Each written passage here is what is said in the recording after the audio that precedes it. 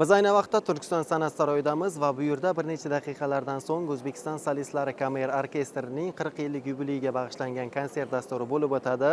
Hozir zal odamga to'la va ular konsert dasturini intizorlik bilan kutishmoqda.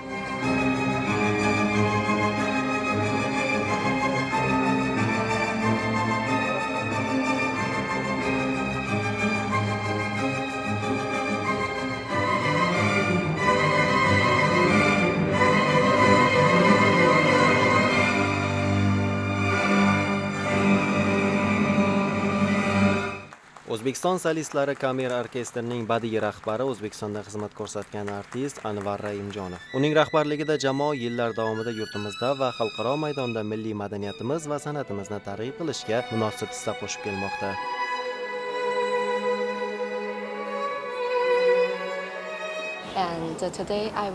Bu mening O'zbekistonga birinchi kelishim. Men juda ham xursandman. Sizlarning iliq munosabatingiz va samimiyligingizni his qildim. Menga bu muhit juda yoqdi. Bunday e'tibor uchun barchangizga katta rahmat.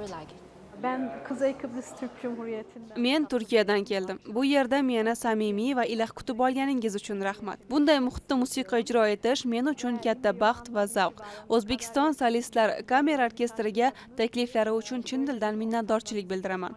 Bugun biz Mozartning eng mashhur fortepiano asarlaridan birini ijro etamiz. Bu asar eng sevimli kuylar qatoriga kiradi. Nasib qilsa, kelgusida ham yana shu sahnada sizlar bilan uchrashishni istayman.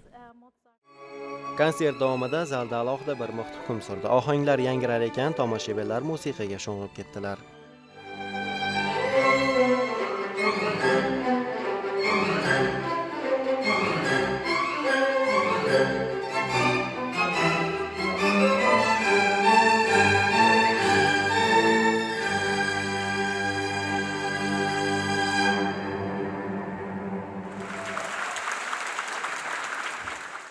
Har bir asardan so'ng eshitilgan o'qishlar bu oqshom muxlislar qalbida chuqur iz qoldirganligidan guvohlik berib turardi.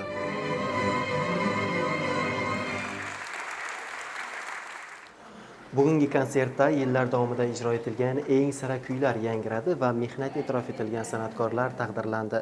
40 yil bu katta yo'l va bugungi oqshom ham shuni ko'rsatadiki, bu orkestr hali uzoq yillar o'z muxlislarini xursand qiladi. Zokir Mo'minov, Salohiddin Ro'zimov bugun dastur uchun